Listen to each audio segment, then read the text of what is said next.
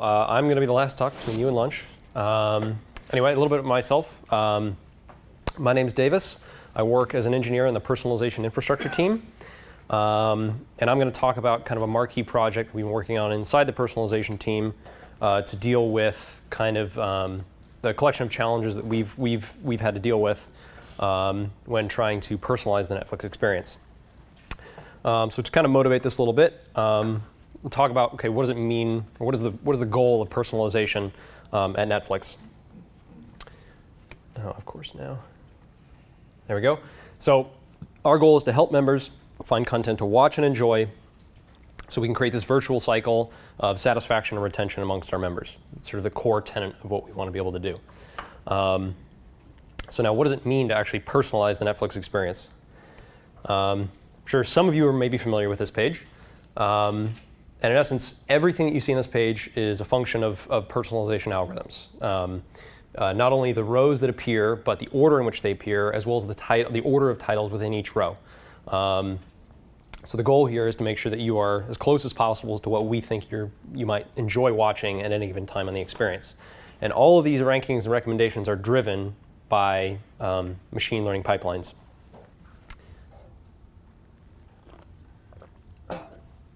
So what does kind of a machine learning pipeline look like at Netflix? And this will probably look familiar to anybody who's done this.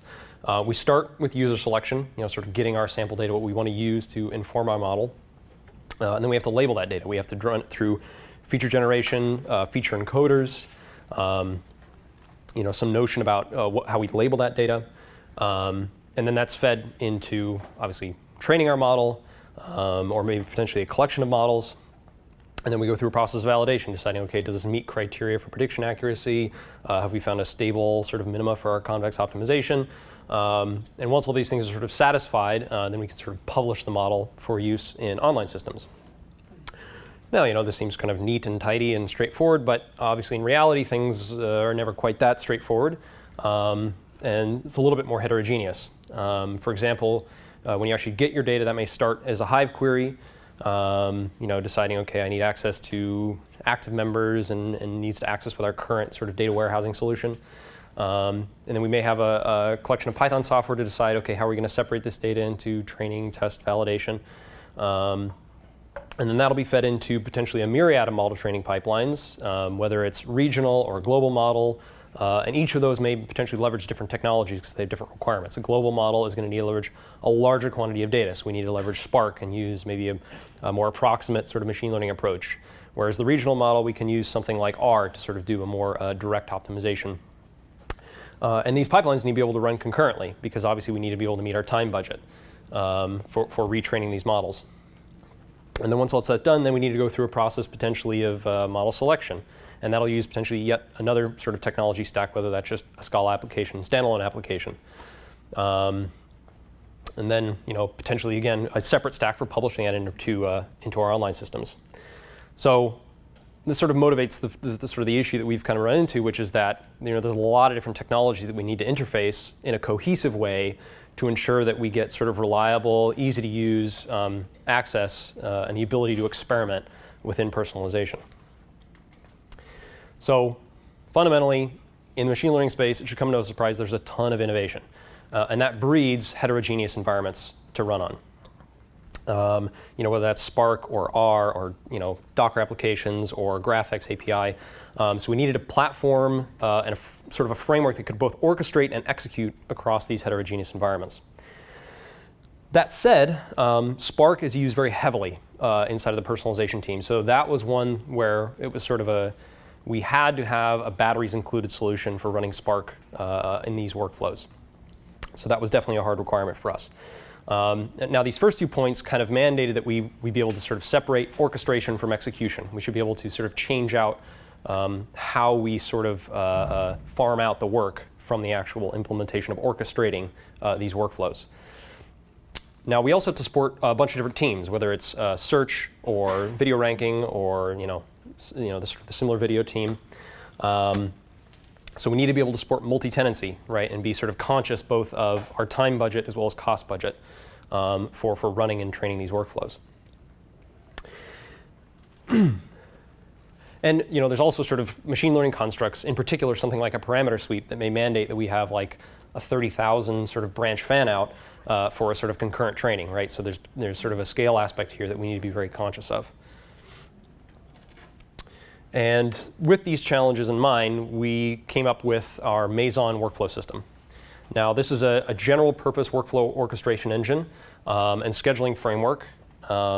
It currently designates execution to resource managers like Mesos or Yarn, but fundamentally it's optimized for machine learning pipelines and visualization. And we actually put out a blog a little while ago.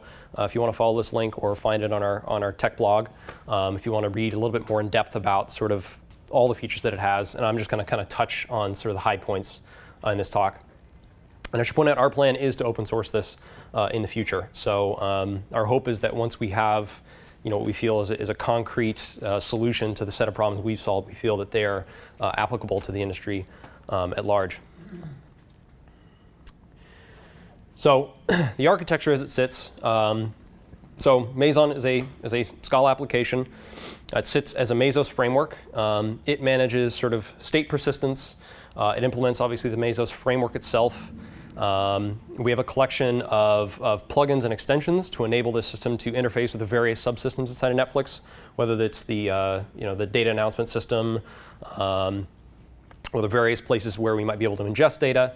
And we needed to be able to support the ability for users to come in and say, oh, I need to use tool X. I can do that very simply with a simple extension, and thereby tailor Meson for their particular use case. And then execution itself, once we've sort of captured that state and how the flow of the workflow is going to behave, the actual execution is delegated to a Mesos cluster, running sort of a custom a Meson executor to enable us to sort of communicate nuanced information about the runtime of these workflows back to the actual Meson service for surfacing in a UI for the user. Now, talking a little bit more about this plugin and extension system, we wanted to be able to support a lot of different sort of sub-step types. So the hope is that when the algo engineers come to use Meson, it's sort of batteries included, right? We already have sort of de facto solutions for the various sub-pieces they may need to sort of glue together. And a lot of this was sort of aided in particular by the fact that we could use sort of Scala's rich sort of trait system and multi-inheritance. So we have this notion of sort of a thin cake pattern where we glue together various sub-implementations, and it's very easy to sort of create these new pieces of execution for the particular use case. Moreover, all of these pieces need to be parameterized, obviously. So we needed to sort of support a rich parameter system. In the simplest case, a Hive query needs to be motivated by a timestamp, like when are you going to actually fetch your data? And then this is going to emit sort of the location of that user data set, which will be consumed by steps downstream. And this sort of process can, ad nauseum, can sort of, as snippets of useful information need to be able to flow through a workflow. So once you have these steps parameterized, then you get to the part where your workflow actually has to run. And so when a step is actually executing, we need to ensure that we surface as much sort of useful information to the user as possible. And that comes in the form of runtime logs, as well as access to sort of nuanced progress information, as well as artifacts about maybe, okay, what's sort of your feature importance information for that particular step run, or how many records did you process, where's the location of the user data set that this thing has emitted. And all of this sort of necessitated us to use this sort of custom executor that I mentioned earlier. Now, one piece of this artifact system that is particularly useful and important has to do with visualization. So a big motivator for this was the notion that very often in ML pipelines, there's lots of intermediate data that you want to inspect, and not only for the instance of a single run, but over the course of multiple runs. So we want to be able to chain together all this information from a single step so that you can sort of track its behavior over time, whether that's something like feature importance or convergence time, and understand how it behaves over time in the system so you can identify useful signals. Something like feature importance is a great way to sort of potentially inform future hypotheses that may go into other A/B tests later.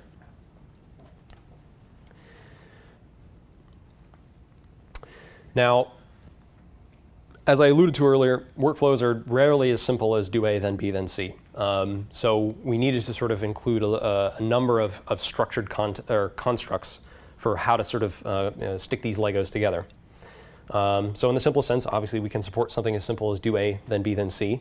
But we also need to support this notion of sort of a fork join notion within a workflow, whereby you need to run several subflows, wait on their completion before proceeding.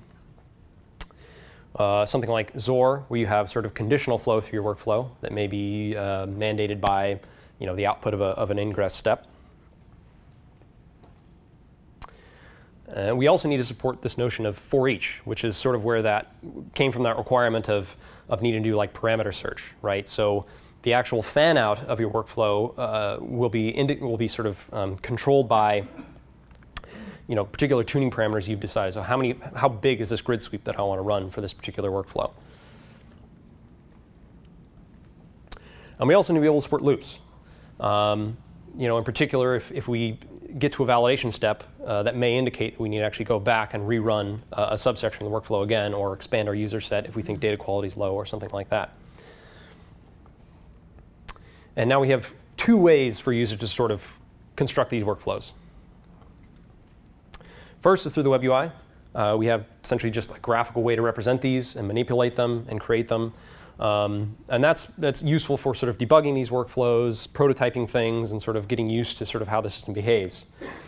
But the more common way that people our users actually create and manage these workflows is through a DSL. And this is where the power of Scala was sort of made clear to be sort of a correct choice for us, was the ability to sort of define a rich, type-checked, fluent system for defining these workflows and managing their life cycle over the course of development. And this is how the vast majority of users describe and manage their workflow definitions.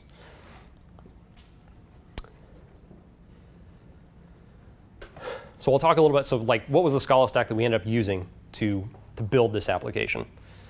So the web server is built on top of Akka HTTP, making heavy use of the routing DSL and Spray JSON.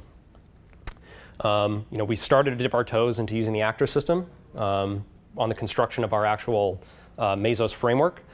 So this is sort of one of our larger projects in Scala within the team, and so we are sort of taking a measured approach to trying out these new libraries. We were sort of wary of big heavyweight frameworks, and we wanted to sort of be able to test out actors in a small way. We also use Scaldi for dependency injection, and our future work is to actually extend our initial experience with actors was quite good, and we're looking at actually using the FSM trait to sort of restructure most of, if not all, of our current state machine, with the hope that we can leverage sort of a higher level of concurrency for workflow processing. Because as the state machine grew, it was sort of organic as requirements came up, and we feel that with FSM we can take a much more measured approach to redescribing the state machine in a very sort of clean, reusable, and manageable way.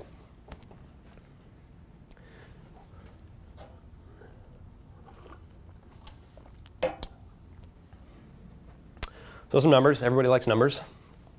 Our current primary Maison cluster manages hundreds of concurrent jobs. On any given point, it'll run between 100 and 200 workflows with thousands of steps. And the execution of these workflows is farmed out to a cluster of about 750 nodes with 6,000 cores and about 40 terabytes of memory. And this cluster essentially obviously manages the runtime of the steps themselves, the Spark frameworks that are sort of started as a function of those steps firing off, and a few odd Docker applications as well. And we have a few smaller clusters for users to sort of test out in isolation if they like as well.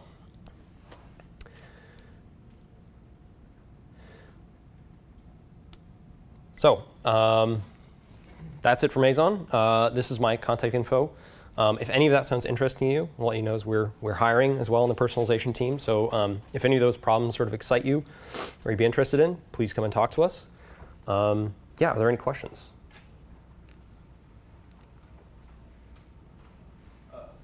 So you use the DSL to define your DAG. Correct. Although to be clear, it's not a DAG. It's because we do allow cycles. But yes, so the question is we use DSL to define our graph.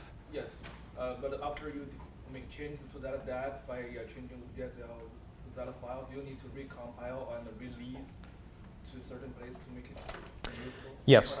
Yeah. So the Maison workflow system itself actually has, oh, sorry, to repeat the question, if you modify a DSL definition, how does the life cycle of that update actually manifest itself into the runtime system?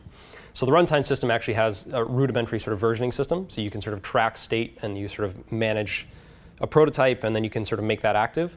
So you can independently version your DSL in sort of a traditional build system, under version control. And then when you have a stable build, you can essentially say, okay, this is my new workflow definition. I'm going to publish that to the runtime Maison system, so that'll actually publish a new version based on your new DSL definition. That'll get uploaded to the server along with any sort of changes to your runtime artifacts that you may need. And then that'll be made active for future runs of the workflow. So that means I will create a pull request to change the DAG definition with DSL and merge it and release it. So the first part is entirely up to the users, right? They could define a DSL, but the actual uploading it to the Maison server is merely an API call. So it'll pull down, compile their DSL, translate it into the appropriate API call, and then push that to the server. Yes? So the individual steps of the job that you have, those are like separate Spark jobs, for example? Would those be separate Spark jobs or?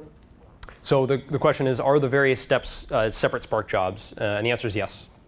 Basically, so you probably would not be able to share the Spark context and all the sharings by HDFS or whatever store that you have to use? So we actually use, so the question is are you able to share a Spark context between two steps? Currently, no. And there's good reason for that. Oftentimes we want to be able to sort of isolate resource requirements for various steps, because Spark itself is not great at sort of adjusting its resource consumption over the course of a job. Dynamic allocation is getting there. We're getting close to that solution. But it's generally easier to make small, focused Spark jobs that use exactly the resource footprint they need and emit data for downstream steps. Yes? Does your DSL also allow you to affect things with pre-processing? So you can do parameter search on your parameters of your data mining models. Does it also let you go back and say, do more sophisticated pre-processing? Parameters driving that? So the question is I'm not sure I totally understand the question. Does it have to do, does the DSL enable us to do? The DSL can control parameter search for parameters in models. Yes. For model building. Yeah, you could define your definition, your workflow may hard code what your sort of parameter space is, and then it'll do a Cartesian search across all those combinations or something like that. So sometimes in a data mining project, sprint 1, I'll do basic pre-processing, model building. Sprint 2, I'll get to more sophisticated pre-processing. So then could I have DSL parameters specifying the more sophisticated pre-processing? Absolutely, yeah. Okay. It's very pluggable, and moreover, it's very generic, right? The idea is a step is merely just a unit of execution. We have some batteries included ways for how to define these steps, but at the end of the day, your DSL is as a Scala code, right? So you could define any sort of complex flow or how you're going to manage the lifecycle of those DSLs is very fluid. So yes, yeah. So how do you manage multi-user workflows? So the question is, how do we manage multi-user workflows? Now, do you mean multiple users that are concerned about the same workflow, or so typically, we don't build tooling around trying to sort of do like strict version control for multiple users for the same workflow definition. We give sort of atomic updates for updating a workflow definition, but the onus is more on the users to be able to say, okay, we're collaborating on the definition of this workflow, and the tooling inside of Netflix is very heavily using sort of automated build systems and version control. So those tools sort of solve that problem for us. Yes, in the back? Where do you guys maintain state? So the question is, where do we maintain state? Our current solution for state maintenance is Cassandra. The tooling for Cassandra at Netflix is very, very good. That was a very, very easy solution for us to use right away. Is that a pluggable thing? So the question is the data store a pluggable thing? Yes, absolutely. The actual API for doing state maintenance is a simple key value store. So anything that can implement key value, you can store your state in. Yes? Yeah, so what other options did you consider for DSL? So I'm coming from a made some DSLs in Groovy. So I'm just thinking if you guys considered it, or there were any advantages, disadvantages, or you just like went ahead with Scala and then you had no problems. Yeah, so to be totally honest, I mean, we didn't have total clairvoyance before going into this with Scala. I think a big motivator for us to choose Scala was the Spark interoperability, and we already had a lot of people who were on board with the language, right, and saw its merits, just in general software development. And when we got to the point of the need for this DSL to describe it, it was immediate, like, oh, like this is an obvious win. Yeah, so that was. I can't say that we had like an immediate like, yes, we're using this for the DSL, but it was a lovely discovery. Groovy evaluated? No, I don't recall that Groovy was evaluated. Yes. So I'm guessing this is kind of supposed to be like a Scala version of Airflow. Did you guys consider Airflow, or like how would you say this is different? That's a great question. So the question is how does this stack up against Airflow? So had we considered Airflow? The answer is yes. Airflow is very much trying to solve a similar set of problems. And our primary issue with Airflow was that because of its very Python-centric approach, it's very difficult for us to actually integrate Spark jobs into Airflow. And because Spark was used so heavily inside the personalization team, it was almost a non-starter for us. So we felt that we could take a better approach that targeted our set of technologies and then sort of branch from there to sort of cover everything. So quick follow-up to that. It is possible. I mean, I've gotten Airflow working with Scala. Yeah. What did you see as your primary pain points in trying to like get that ubiquitous across your teams? Common pain point, so you're saying like amongst our workflows? Right. Like so what made you feel like I'm going to try to tackle this problem by creating an alternative to Airflow rather than just making your Scala jobs work with Airflow? So one of the things is actually when we started out with Meson, Airflow wasn't that mature. This is about a year and a half ago. That's one of the things. And the other thing is because of the way we have sort of built this system, Spark is treated as a first-class citizen natively, and so it's not just the orchestration layer, but also the compute layer that's bundled in together, and you can see a lot of steps that he showed and things that you can do with Spark. So that's one thing that stands out. The other thing is also we have loops, and so if you have a standard tag processor, you won't have loops in there. And there were some use cases where we felt that we needed to support loops, like when you had something failed, you have to validate, go back, and rerun the pipeline.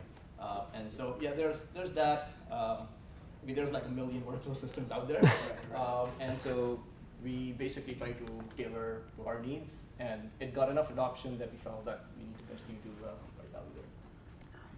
Yes. When do you expect to open source that? So the question is when we expect to open source that. Our hope is for 2017. We can't be terribly more specific than that. I mean, we have a lot of obviously internal pressure to cover some features and things like this, and open sourcing a project in and of itself is a bit of a task. But if anyone's interested in helping us do that, please again come talk to us. But yeah, we're shooting for 2017. Yes. How do you think about the interactions between the people like actually building the models and the people sort of building the infrastructure the models run on? Are they the same people? Or? That's a great question. So he's asking about, so the question is, what is the interaction between the people actually building the models and the people building the infrastructure? And I mean, that's a hard problem, and so we sort of have a separation between infrastructure and model building right now. But with the collaboration, we want to sort of make sure we have sufficient overlap so that people who are building the model are sort of aware of the infrastructure requirements. But yeah, it's a common problem we run into. Those building models are potentially don't want to be concerned too much about, okay, what does it mean to be sort of resource efficient inside of a Spark job? And so we try to build as many tools as possible to try to abstract away a lot of sort of the compute layer infrastructure and try to build those abstractions up. It's not perfect right now, but Meson is sort of our first step to try and sort of bump that abstraction layer up, because before that we essentially was sort of much harder than it is now. I'll add one more thing to it. So the model for extensibility in Meson is such that you can write custom steps.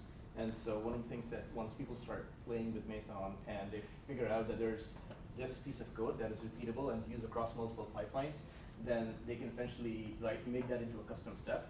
and that can be reused by anybody else. And so that's that model that sort of improves the reusability and collaboration. But in general, sort of we build a platform there, and the data scientists and the algo researchers sort of tend to write the core code for doing the model training. Is that library part of the original implementation, or you guys just see people copy and pasting and build it in?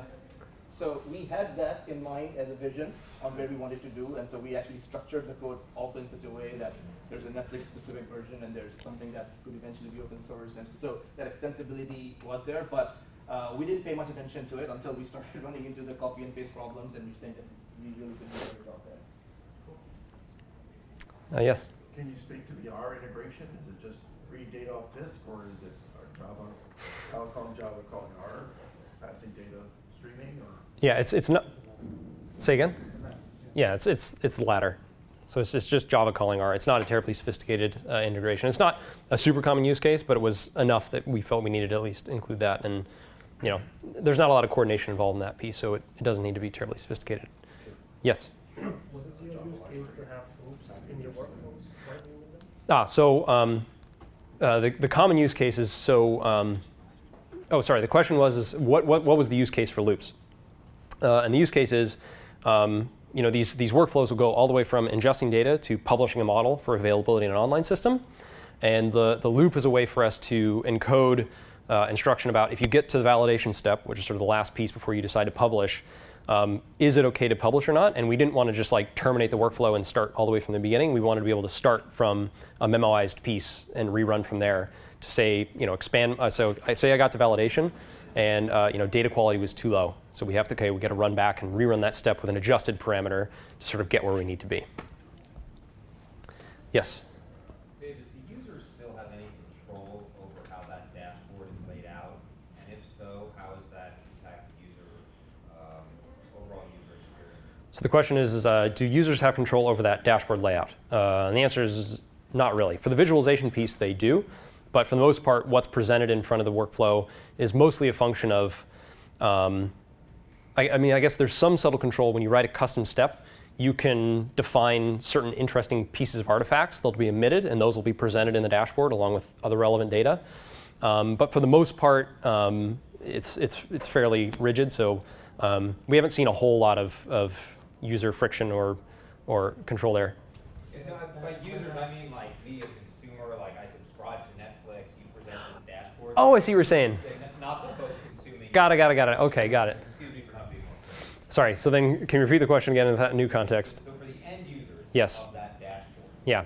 do they have any control over rows or columns? No. How does that impact the overall satisfaction with the user experience? So okay, now we're getting to sort of market questions about Netflix. So yeah, I won't go too far down this road. The answer is no. There's a lot of pressure for sort of adding advanced features to Netflix, but generally we've wanted to make the interface as sort of seamless and simple and approachable as possible, and so we sort of erred on the side of a simpler side of the interface. I mean, we do hear requests for more advanced sort of user interface, but we've yet to have a strong answer for why that would necessarily improve retention and engagement across sort of a wider user base. We get that question all the time, all over the place, right? Netflix is nothing if not data-driven. So we see it, we obviously take an input what our customers are asking for, but at the end of the day, every single, literally, areas of pixel in that interface that you see have product managers behind them who are trying to do all sorts of A/B tests around it. So once we get data, our key metrics being, more streaming, people are watching more, and more retention, people are staying more. And so we basically use that data to figure out where the interface needs to be. And at the end of the day, providing too much choice to customer has its downsides too. So that's something that we feel that we're getting good coverage, we're getting good streaming, and we try to optimize those experiences. Yes? Yeah, how you organize your logs? So your logs could be from different sources, right? Some from Spark, some from Hive, some from JavaScript. But they're from different sources. And are you having a job to collecting all those logs and putting to some log computer like Splunk or something? Yeah, so that's a great question. So the question is, how do we do with logs, right? Because the stuff's running all over the place. There's lots of interesting information. So Mesos itself gets us a little bit of the way there. So we utilize the Mesos API to surface the logs from the actual execution of the step on the Mesos cluster to the UI. But moreover, with things like Spark, right, you might have, 10 or 100 instances of those separate log places. And to solve that problem, we use Elasticsearch and Logstash. Sort of pull them into a centralized place so they're searchable and indexed by your workflow. So say, I want all logs from the output of this workflow step, bam, and you can sort of search through them and explore them and understand what's going on. But that's outside of the interface of Meson itself, right? Yeah. There's links to it. You can go to your own Logstash via Elasticsearch and have your own UI built. The key part is it's indexed by the workflow ID. Yep. So then you can just label them. Any more questions? All right. Go eat lunch.